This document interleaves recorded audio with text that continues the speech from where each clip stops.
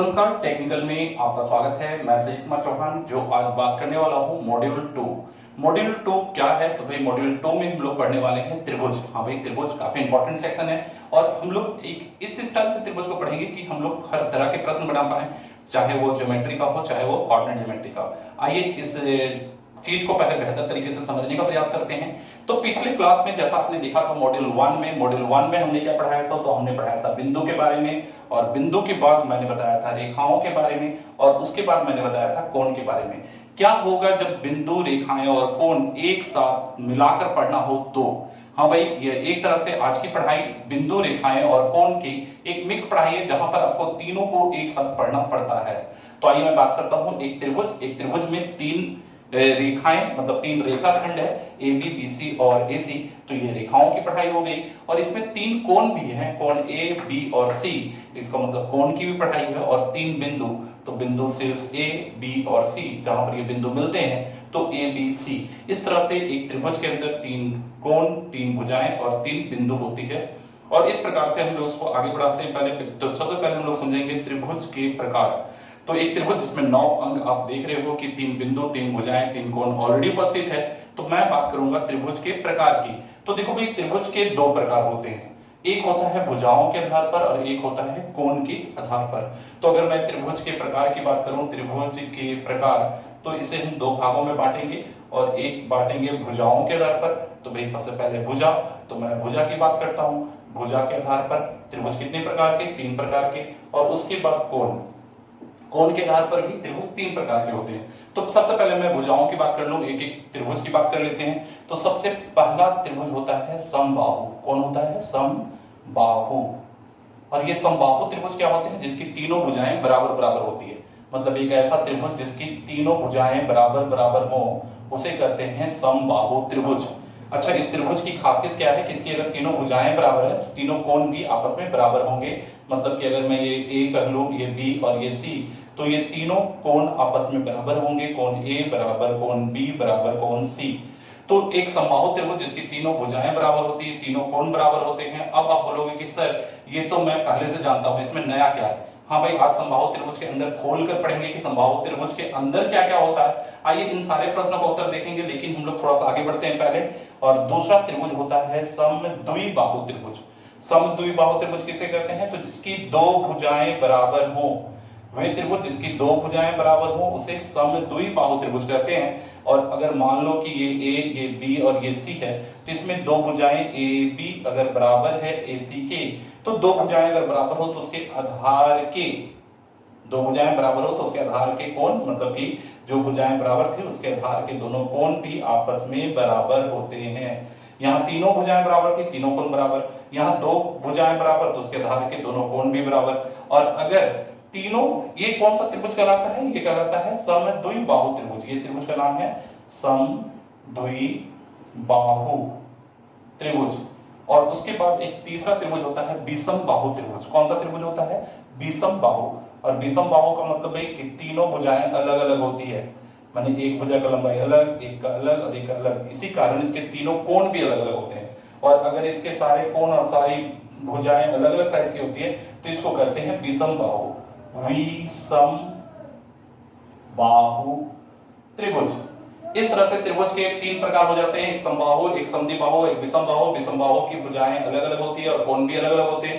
इसके बारे में हम लोग और भी चर्चा करेंगे। पहले मैं कोण के आधार पर बता दूं। तो अब मैं बात करता हूं कोण के आधार पर। पहला बड़ा इंपॉर्टेंट होता है वो है समकोण त्रिभुज। समकोण त्रिभुज। अब समकोण त्रिभुज किसे कहते हैं? तो देखिए, अगर मैं कोण की दृष्टि से देखा जाए तो एक त्रिभुज का अगर एक कोण 90 डिग्री का बन रहा हो, समकोण बन रहा हो, तो ये कहलाता है समकोण त्रिभुज। और इसकी बाकी दो कोण जो है वो 90 से छोटा होती है, मतलब न्यून कोण होती है। तो समकोण त्रिभुज को भुजाओं के आधार पर अगर देखा जाए तो इसको पाइथागोरस थ्योरम से देखना होगा। मतलब कि जो सबसे बड़ी भुजा है उसका स्क्वायर कीजिए और बाकी दो छोटी भुजाओं के स्क्वायर के बराबर है, तो ये होता है समकोण त्रिभुज। और समकोण त्रिभुज के बाद अगला त्रिभुज का नाम होता है न्यून कोण त्रिभुज। कौन सा त्रिभुज? न्यून कोण त्रिभुज। न्यून कोण त्रिभुज। अब ये त्रिभुज कैसा होता है? तो इसके प्रत्येक कोण 90 से छोटे होते हैं। मतलब कि इसका जो त्रिभुज का कोण होगा, ये प्रत्येक कोण 90 से छोटा होगा। इसको कहते हैं न्यून कोण त्रिभुज।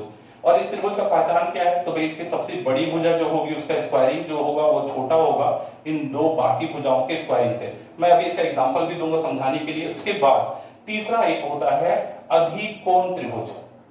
अधिकोण त्रिभुज कैसा होता है, तो भाई ये 90 था, इसमें सब 90 से छोटे थे, इसमें एक कोण 90 से बड़ा होता है। अगर एक कोण 90 से बड़ा है और बाकी दो 90 से छोटे, तो इसको कहते हैं अधिकोण त्रिभुज। तो यहां पर क्या था भाई, यहां पर इक्वल देन 90 डिग्री था, यहां पर क्या था, तो सभी लेस देन 90 डिग्री था, और यहां क्या है, एक कोण ग्रेटर देन 90 डिग्री, मतलब कि यहां भाई एक कोण क्या है, 90 डिग्री से बड़ा है। ठीक है, और अगर ये 90 डिग्री से बड़ा है, ऐसे कंडीशन में क्या होगा, तो ध्यान दीजिए इसमें h स्क्वायर बड़ा हो जाता है p square plus b square से। अब इन सभी को समझना, तो ऐसे नॉर्मल समझ गए, अब एग्जांपल द्वारा समझेंगे तो ज्यादा अच्छा होगा।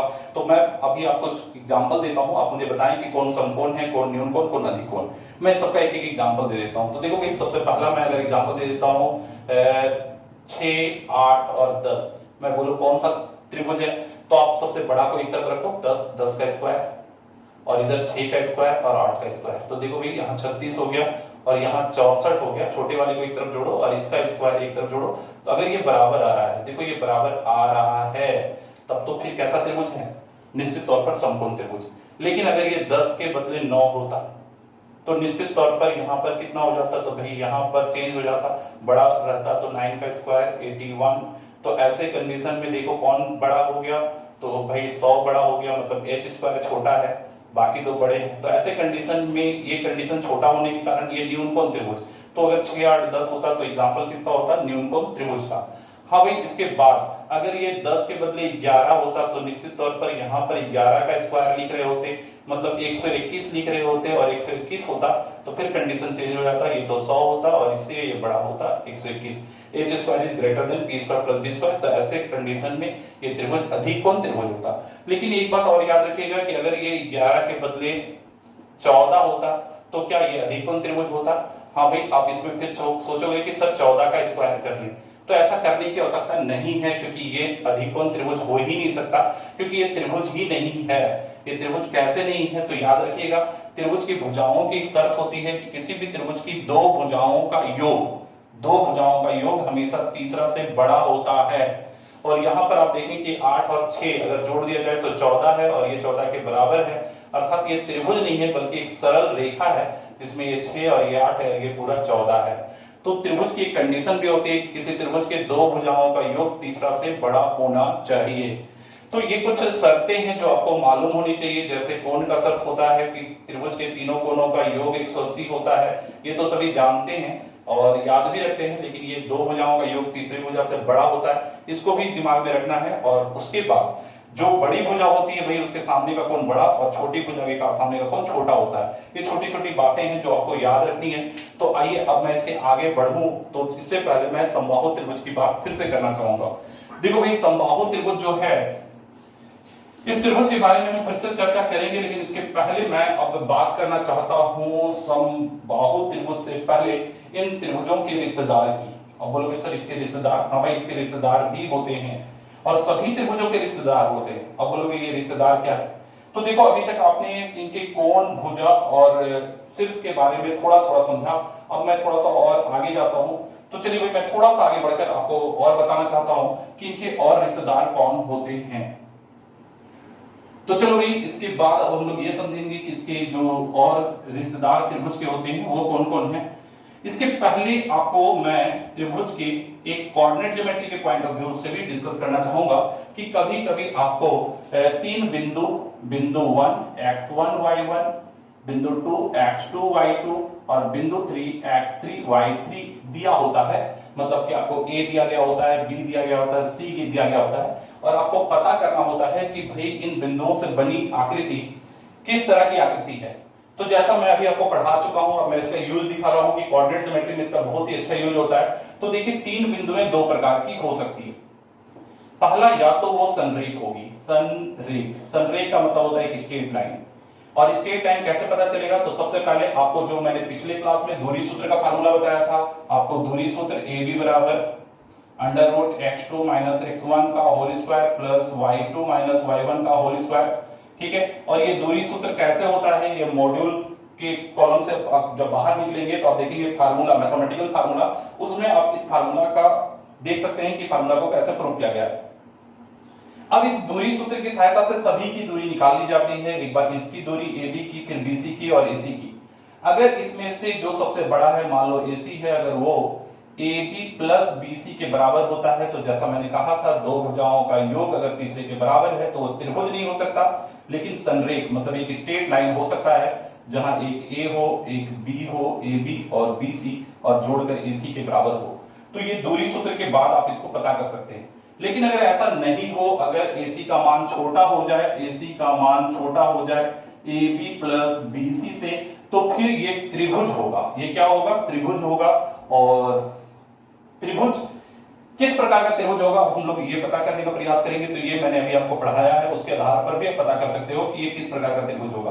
अब आपके मन में अगर एक सवाल ये आ रहा है कि सर AC का मान अगर बड़ा आ जाए दूरी सूत्र में AB प्लस BC से तो क्या होगा?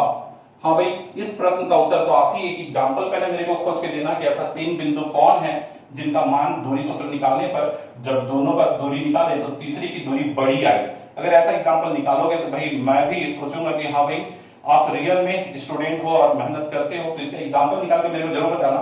मेरे ख्याल से ऐसा एग्जांपल आपको नहीं मिलेगा। आप प्रयास करके देखोगे निर्देशांक में ऐसा कोई एग्जांपल निकालना जिसके दो की दूरी सूत्र निकालने से तीसरा जो उसके बिंदु वही सब होनी चाहिए ABC, और तीसरे की जो मान आए वो बड़ा आ जाए। ऐसा संभव नहीं है, लेकिन आप प्रयास करके जरूर देखिएगा। इसके बाद मैं बात करूंगा कि त्रिभुज अगर होता है तो भाई त्रिभुज कितने प्रकार के, तो मैंने अभी जैसा बताया, अगर ये तीनों बराबर होंगे तो वो समबाहु होगा, दो भुजा बराबर, समद्विबाहु, तीनों अलग अलग विषम बाहु। ये आप आसानी से निकाल सकते हैं क्योंकि दूरी सूत्र से आप सबकी दूरी निकाल चुके होंगे। और ठीक उसी तरह से अगर AC square is equal then AB square plus BC square, तब ये समकोण होगा। और AC स्क्वायर अगर छोटा हो AB square plus BC square से तो ये न्यूनकोण त्रिभुज होगा। और AC square is greater than AB square plus BC square, तो ये अधिकोण त्रिभुज होगा। और मैंने जैसा बताया समबाहु में भी AC बराबर AB प्लस BC बराबर BC, तीनों भुजाएं बराबर तो समबाहु। और अगर दो भुजा बराबर AB और BC केवल बराबर और ये बराबर नहीं है तो समद्विबाहु, और अगर तीनों बराबर नहीं है तो विषम बाहु। अब इसमें भी बहुत सारी बातें और की जा सकती है, लेकिन फिलहाल आप इतना जानकर कोऑर्डिनेट ज्योमेट्री में यहां तक आप लोग बना सकते हैं। कोऑर्डिनेट ज्योमेट्री भी और आगे बढ़ेगी, लेकिन उसके पहले मैं फिर से ज्योमेट्री में आना चाहूंगा और ज्योमेट्री की कुछ अन्य बातों पर चर्चा करना चाहूंगा। और ये अन्य बातें क्या हैं, तो आज मैं दो मुख्य बातों पर चर्चा करूंगा, एक कोण समद्विभाजक और एक माध्यिका। हाँ भाई, त्रिभुज मुझे एक परिवार की तरह दिखाई देता है। और मैं फिर से बता रहा हूं कि जिस त्रिभुज की मैंने बात की जिसमें आपको तीन भुजाएं, तीन कोण और तीन शीर्ष दिखाई दे रहे थे, वो मुझे एक परिवार की तरह दिखाई देता है, जहां तीन भुजाएं मुझे तीन आदमी की तरह दिखाई देते हैं और तीन कोण तीन महिलाओं की तरह और तीन बिंदु उस परिवार के तीन बच्चे की तरह मुझे दिखाई देते हैं। तो इस परिवार के जो सदस्य हैं ये मिलकर एक त्रिभुज का निर्माण करते हैं। इस परिवार के कुछ और रिश्तेदार भी हैं जो बाद में आ जाते हैं, उनके बारे में भी हमारी जानकारी अच्छी होनी चाहिए ताकि हम उनके प्रश्नों को अच्छी तरह से बना पाए। तो देखो भाई, मैं इसके सबसे पहला रिश्तेदार की बात करता हूं, कोण समद्विभाजक। कोण समद्विभाजक मतलब जो कोण को दो बराबर भाग में बांटता है। तो मैं इसको रिश्तेदारों में मौसा जी करता हूं, क्योंकि ये कोण से संबंधित है, मतलब कि भाई आपके घर में आपकी मम्मी से संबंधित है, तो भाई वो मौसा जी हो गए रिश्तेदार में, और ये भुजा है इसलिए मौसा जी। और मैं कोण समद्विभाजक के नियम को समझाना चाहूंगा। तो देखो भाई, सबसे पहले ये कोण समद्विभाजक जैसे ही ABC में अगर ये कोण समद्विभाजक AD खींचा जाता है तो इसमें कुछ रिश्ते बन जाते हैं, और ये आपको याद रखना है कि अगर ये कोण और ये कोण बराबर है, मतलब ये कोण समद्विभाजक है, तो फिर इस सामने वाली जो दो भुजाएं हैं BD और DC का जो अनुपात है वो इसके दो भुजाओं के अनुपात के बराबर हो जाता है, AB और AC के अनुपात के बराबर हो जाता है। प्रश्न कैसे आ सकते हैं, हाँ भाई ये बड़ा इंपॉर्टेंट है, अगर ये 10 है, ये 12 है और ये पूरा 6 है, आपको इसका वैल्यू निकालना हो तो आप मान बैठा के निकाल सकते हैं। BD के बदले x रख लीजिए, DC के बदले 6, AB के बदले 10 और इसके बदले 12। तो आप देखेंगे कि भाई ये आप x इक्वल टू 6 गुने 10 बटे 12, और इस तरह से आप काट कर इसका वैल्यू 5 निकाल सकते हैं, मतलब ये 5 5 और 6 का जो अनुपात है वही 5 और 6 का अनुपात यहाँ भी देखने को मिलता है। तो कोण समद्विभाजक की कुछ विशेष नियम है जो आपको याद रखने चाहिए और इस नियमों से कुछ प्रश्न बन जाते हैं। अब क्यों इतना ही नहीं, अगर हम लोग मौसा जी के बारे में और विस्तार से जानना चाहें तो भाई मौसा जी के घर जाना होगा और उनकी बहुत सारी बातों को समझना होगा कि मौसा जी कहाँ रहते हैं, किस प्रकार से रहते हैं, तो ये इनका घर कहाँ है। तो इनका घर जाने पर हमें पता चलता है कि भाई इनके घर में इनके बच्चे, मतलब कि कोण समद्विभाजक एक मैंने लिखा था, अगर मैं दूसरा कोण समद्विभाजक भी खींच दूं तो एक बिंदु निकलता है और जिस बिंदु का नाम अंतः केंद्र है, तो मैंने बिंदु को बच्चा कहा था, तो ये कोण समद्विभाजकों के प्रतिच्छेद बिंदु से जो बिंदु निकलता है उसको अंतः केंद्र कहते हैं। अब ये अंतः केंद्र क्या है भाई, इसके बात को समझने के लिए आपको पहले ये समझना होगा कि कोण समद्विभाजक होता क्या है। आइए मैं इसको थोड़ा विस्तार से समझाता हूं कि एक कोण है और ये उसका समद्विभाजक है। तो देखिए कोण समद्विभाजक वह बिंदुओं का पथ है, मतलब कि बहुत सारे बिंदुओं से मिला होता है रेखा, और उसके एक बिंदु पर आप ध्यान दें, इसकी बिंदु की खासियत क्या है कि यहां से जो लंब डालेंगे कोण के भुजाओं पर, वो दोनों लंब की लंबाई बराबर होगी। मतलब इसके कोई भी बिंदु से अगर आप लंब डालते हो तो इन दोनों लंबों की लंबाई आपस में बराबर होगी। अब अगर ये स्थिति है तो फिर ऐसे कंडीशन में अगर त्रिज्या मान के वृत्त खींचा जाए तो ये दोनों से होकर जाएगी। तो भाई इसका मतलब कि किसी कोण के दोनों भुजाओं पर जितनी वृत्त खींचे जाएंगे उनके केंद्रों को मिलाने वाला बिंदु पथ, मतलब कि जितने भी सेंटर बनेंगे उनके सेंटर्स को मिला दे तो जो लाइन बनेगा वो एंगल बाइसेक्टर होगा, कोण समद्विभाजक होगा। इसका मतलब कोण समद्विभाजक एक ऐसा बिंदु पथ होता है जो वृत्तों के केंद्र होते हैं, वो वैसे वृत्त जो इनके दोनों कोणों के भुजाओं को स्पर्श करती हुई जाती है।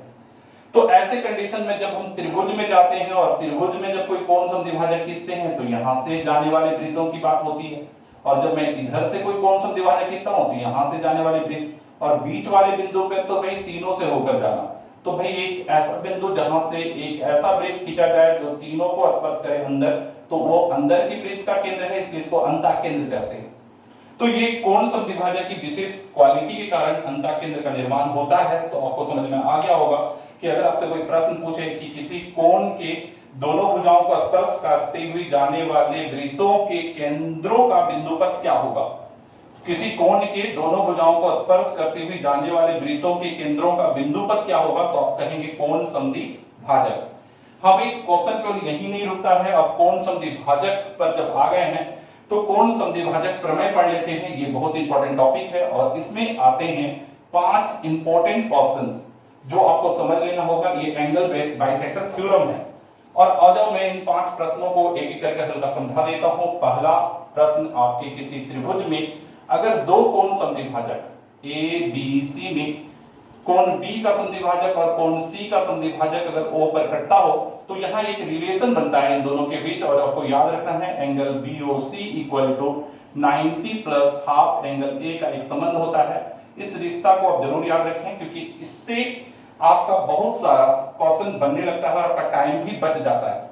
मैं एक एग्जांपल देना चाहूंगा कि जैसे कोई एग्जांपल अगर मैं आपसे एक क्वेश्चन पूछ लूं कि भाई ये कोण के समद्विभाजक जा रहे हैं और यहाँ पर ABC में, और यहाँ पर अगर ये 110 डिग्री का कोण बन रहा है, इसका मान क्या होगा, तो बहुत बच्चे गलती से 55 डिग्री बता देते हैं। क्यों बताते हैं भाई, क्योंकि उनका पढ़ा होता है वृत्त में केंद्र पर बना कोण वृत्तखंड पर बने कोण का, वृत्तखंड पर बना कोण केंद्र पर बने कोण का आधा होता है, तो 110 है तो 55। लेकिन यहाँ ऐसा नहीं होगा। अगर आप यहाँ मान बैठाएं 110 BOC का मान, तो आप देखेंगे कि BOC 110, 90 उधर जाएगा तो बच जाएगा 20 और ये 2 उधर आएगा 40, मतलब कि इसका रियल आंसर 40 होगा ना कि 55। तो ऐसे में आपका नेगेटिव कटने से बच जाता है अगर इन नियमों को आप पढ़ लेते हैं। दूसरा एक और नियम है भाई, वो नियम ये है कि अगर किसी त्रिभुज में अब ABC में अगर मैं अंदर की कोण ना लेकर बाहर का कोण लूं, तो ये बाहर की कोण को लेने पर अगर ये O पर कटता हो तो यहां पर भी एक नियम तैयार होता है इसी तरह का, कोण BOC equal to 90 minus half angle a का, और इस नियम से आप इस कोण तथा इस कोण के संबंध को दिखा सकते हो। मतलब इस तरह के प्रश्न कोई इसका वैल्यू दे रहा है तो ये निकाल सकते हो, इसका दिया है तो ये ज्ञात कर सकते हो। इसी तरह से और भी 3 प्रश्न होते हैं, मैं उसके भी बारे में बता देता हूं। ये तीसरा नंबर, तो भाई अभी तक मैंने 2 बताया, 3 मैं और बताऊंगा, मतलब 5 बताऊंगा। तो देखो भाई, अगर अब इसी त्रिभुज के इसमें एक अंदर था और एक बाहर था, और अगर अंदर वाला एक कोण हो और एक कोण बाहर का समद्विभाजक हो, एक अंदर का समद्विभाजक और एक बाहर का, तो ऐसे कंडीशन में भी इसमें संबंध बनता है कि ये कोण से ये कोण आधा हो जाता है। अगर ये x है तो ये x/2 हो जाता है। तो ये रिलेशन भी आपको याद रखना है कि जो d का मान होगा वो a का आधा होगा।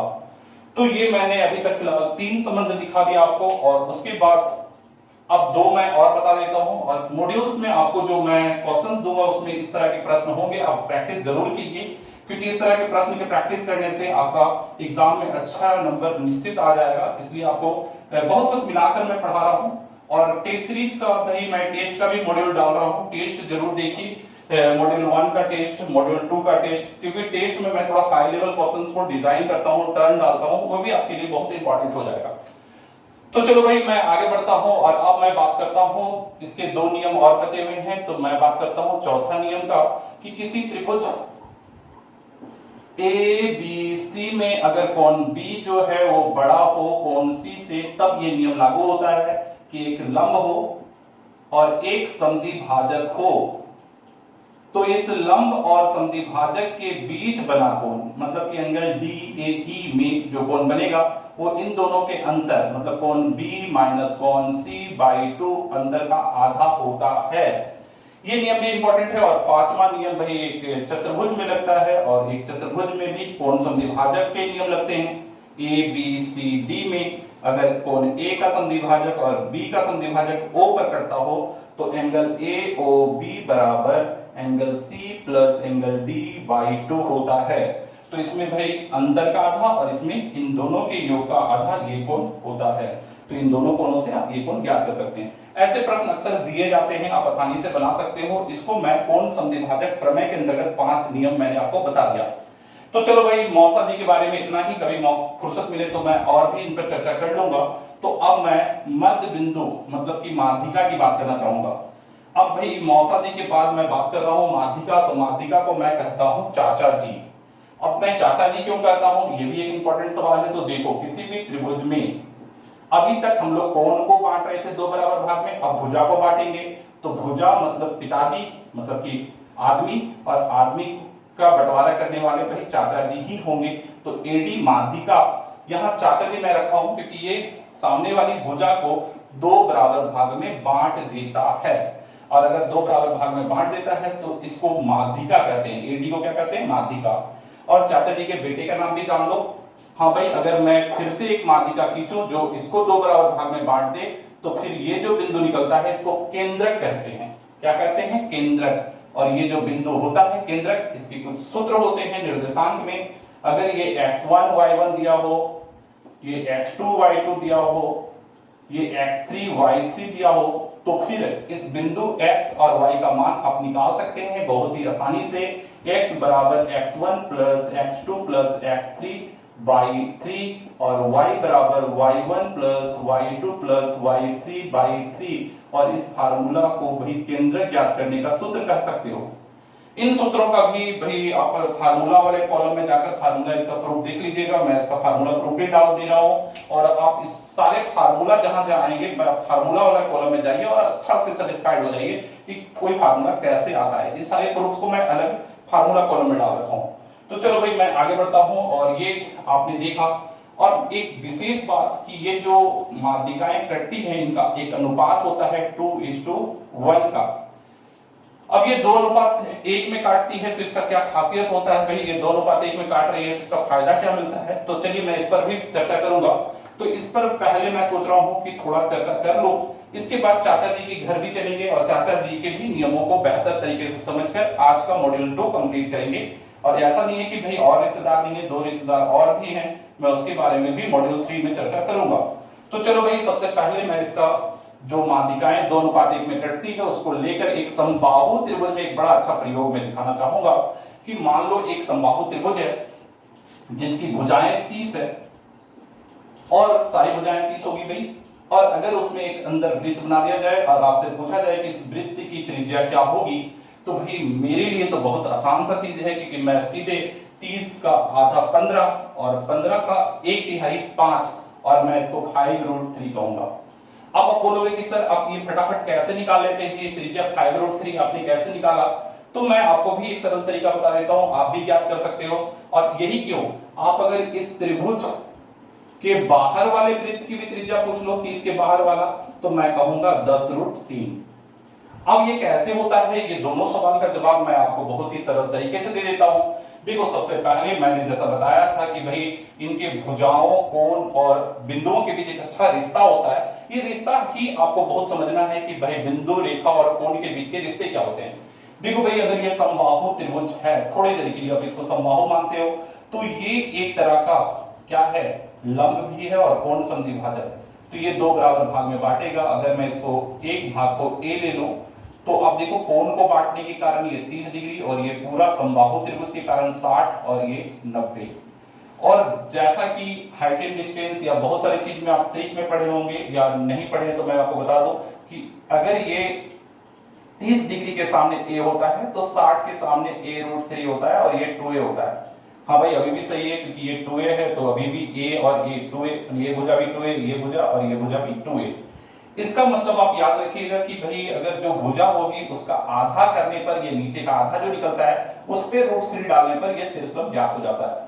मतलब कहीं भी कोई समबाहु त्रिभुज आपके पास दे दे, मान लो कि कोई 60 दे दिया, तो आप सीधे समझो कि आधा 30 है और सीधे आप यहाँ पर 30√3 निकाल सकते हो। ये बहुत सरल तरीका हो गया कि पहले आप इसका आधा ले लो और आधा से आप उसमें √3 लगा दो, ये शीर्षलंब आप आसानी से निकाल लोगे। तो इसका आधा करना है और √3 लगाना, तो ये निकल गया और ये भी निकल गया। इसके बाद भाई मैंने अभी कहा था कि माध्यिकाएं एक दूसरे को 2:1 में काटती है, मतलब कि ऊपर वाला 2 हिस्सा होता है, नीचे का 1। तो 30 की भाई हिस्सा बांट दो, ऊपर में 20 हो जाएगा, नीचे 10, क्योंकि 20 और 10 30 होते हैं। तो ऊपर वाला जो होगा 20√3 और नीचे वाला 10√3, और ये हो गए अंदर की अलग अलग त्रिज्याएं। मतलब कि अगर ये 60 वाला त्रिभुज है और अंदर की वृत्त है, तो ये नीचे वाला जो एक हिस्सा था, मतलब कि 2:1 में एक हिस्सा जो था वो नीचे का था, तो ये 10√3 नीचे की त्रिज्या हो जाएगी। और अगर इस त्रिभुज के बाहर का वृत्त बनता है तो ऊपर वाला हिस्सा जो था वो था आपका 20√3 और ये ऊपर का त्रिज्या हो जाएगा। तो इस तरीके से आप बहुत ही सरलता से कोई भी क्वेश्चन निकाल सकते हो। जैसे मैं फिर से दे रहा हूं कि बताओ अगर ये मान 120 है तो आप कैसे निकालोगे, तो शीर्षलंब कितना होगा, तो 120 का आधा 60, मतलब ये 60√3 और 60√3 को 2:1 में बांट दीजिए, तो ऊपर में 40√3 जो बड़े बाहर वाले वृत्त की त्रिज्या और नीचे 20√3 अंदर वाले वृत्त की त्रिज्या। तो आप देख रहे हो बिंदु, रेखा और भुजाओं का कमाल कितना अच्छा होता है। और आप इन चीजों से अब एक समबाहु त्रिभुज के बाहर की वृत्त की त्रिज्या, अंदर की वृत्त की त्रिज्या भी निकाल सकते हो। और ये निकालने के बाद आप शायद इसके छायांकित भाग का जैसे प्रश्न हुआ करते थे, उन प्रश्नों को भी बहुत सरलता से बना पाइएगा। इसका भी मैं बेहतर ट्रिक बताऊंगा, लेकिन फिलहाल वो क्षेत्रमिति है। लेकिन फिलहाल ज्योमेट्री इतना स्ट्रॉन्ग कीजिए, और मॉड्यूल 2 में ही अगर आपको इतना कुछ जानने को मिल रहा है तो सोच लो कि मॉड्यूल 10 तक जाते जाते आप कितना ही ज्यादा ज्योमेट्री को स्ट्रॉन्ग कर लोगे। ये बहुत बड़ा सवाल है। चलिए अब मैं आगे बढ़ता हूं और अब चाचा जी की बात करता हूं। चाचा जी का 2:1 का मैं प्रयोग समबाहु त्रिभुज में दिखा दिया हूं, और बाकी द्विबाहु और विषमबाहु में क्या होगा आप मुझे सोच कर बताना, मुझे अच्छा लगेगा कि भाई आप लोग भी कुछ कुछ सोच लेते हो। चलिए भाई मैं अब आगे बात करता हूं, और अब मैं बात कर रहा हूं मध्य बिंदु प्रमेय का, चाचा जी के घर का। हाँ भाई, ये बड़ा सवाल है। मध्य बिंदु प्रमेय क्या होता है, तो आइए किसी त्रिभुज के अंदर चलते हैं और उसके मध्य बिंदु प्रमेय को समझते हैं। तो देखो भाई, मध्य बिंदु का मतलब होता है बीच का बिंदु। अगर किसी त्रिभुज के दो भुजाओं के बीच दो बिंदु ले लिया जाए तो इन दो बिंदुओं को मिलाने वाली रेखा तीसरी रेखा के समानांतर और आधी होती है।